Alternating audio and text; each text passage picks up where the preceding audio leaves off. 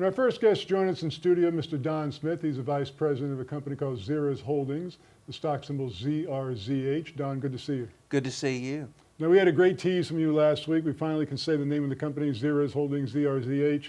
You describe yourself as a company engaged in the sustainable farming industry, greenhouse systems, commercial hydroponics, and aquaponics. Can you give us a general overview of the company? Well, sure. So Zerez Holdings obviously was an existing company. And as we talked about last week, our company, which we can also reveal now, Next Generation Farming Incorporated, has been operating in stealth mode for about a year.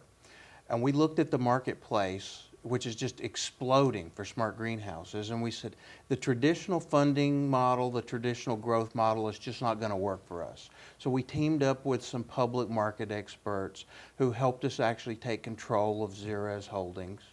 And as part of that, the first thing we did is we made an acquisition of Next Gen Farming, which we're announcing here today on your show for the first time. So Next Gen Farming is now a wholly owned subsidiary of Zerez Holdings. That's correct. And if you go to zerezholdings.com, you'll learn about the overall strategy of our company, and then you'll be directed right to the specifics and the products that we have developed and already put in the marketplace for Next Gen Farming in the stealth mode.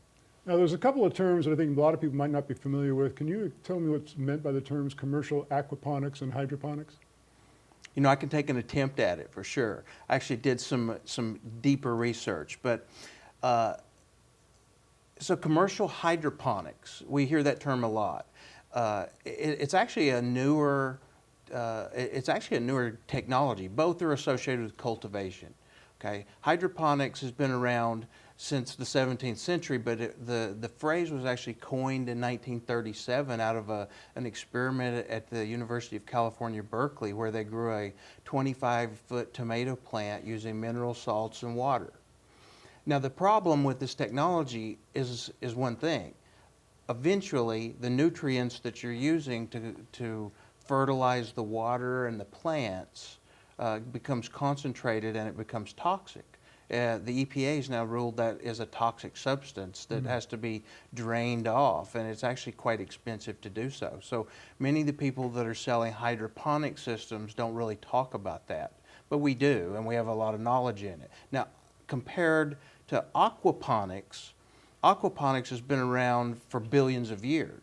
You know, it's been used commercially for about 4,500 years, and it's just the way nature intended it to work. You're using the byproducts of fish and a complete micro ecosystem here where the breakdown of the fish after they eat food is being used to fertilize your plants in a closed recirculating system. It's completely non-toxic. All of the remnants and leftover wastewater can be used to fertilize other plants. And in a sustainable environment, the comparison is just off the charts in terms of both production and demand. Everyone now wants organic food, and this is by far the cleanest food on the planet, and it also happens to be the best environment for growing commercial cannabis. Well, you just segued into my next question, because I know that you plan on serving the commercial cannabis industry. Got a lot of elections going on. Legalizing marijuana is probably going to pass in many states. Tell us about your entry into that space. So our business model is actually very unique. There are many enterprising cannabis farmers out there that are doing things the legal way today. There are many traditional, what we call transitional farmers that have inherited land, that have wanted to go organic and have wanted to find a way to capitalize on this marketplace, but they are afraid to make that large investment of a smart greenhouse technology. So we're building this in sort of revenue ready so that if there were to be some unforeseen change in legislation, they could revert back and have a very profitable organic leafy green smart greenhouse operation using our product.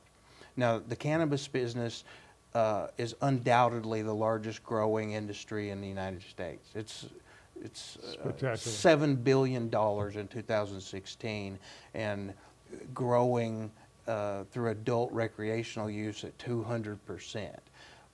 We just believe that it's all about yields. Traditional farming is going to change, and our offering of a smart greenhouse combined with a controlled environment and a proprietary software system utilizing 90% less water is going to take a cannabis farmer from 1 crop a year to 5 crops a year. That's an incredible revenue increase. If you were growing leafy greens in an organic food environment, it's going to take you to 10 to 12 crops per year as opposed to 3. Well, it's interesting because governments have figured out how to make money off of marijuana legislation, and of course there's several states that have it on the ballot for recreational use. It probably will pass in many of those states. You must think as a company getting into this space that you're on the ground floor of something big. We really do, and I've been involved in this business for a while. In fact, we can talk about our management team shortly, but the space overall, we are on the ground floor. There are probably 20 or so companies that are purported to be in the green sector or the cannabis space, and I've been involved with a few of those in various roles. Many of them don't make a profit. We've got a company here that has hit the ground running. We will be profitable in 3 months and most likely overtake the majority of the most followed cannabis companies within the first year. We're just about out of time, Don, but why is this a good time right now to take a closer look at your company? I think it's a great time for people who want to put a piece of their portfolio in advanced agriculture, organic farming, medicine science, and especially cannabis to take a hard look at our company. Our background is not only in running profitable companies in an emerging marketplace, but we actually have built these systems. We run them ourselves, and we are confident that we can do what we say we're going to do. That combined with the backlog of business that we created in stealth mode means that I have a year of business in the float and in the pipeline coming into our public company. So we're very excited, and we look forward to getting your investors interested in Zerez Holdings. Zerez Holdings, ZRZH is their stock symbol. We look forward to more interviews with you, Don, as we've initiated coverage of the company. Thanks so much for joining us. Thank you.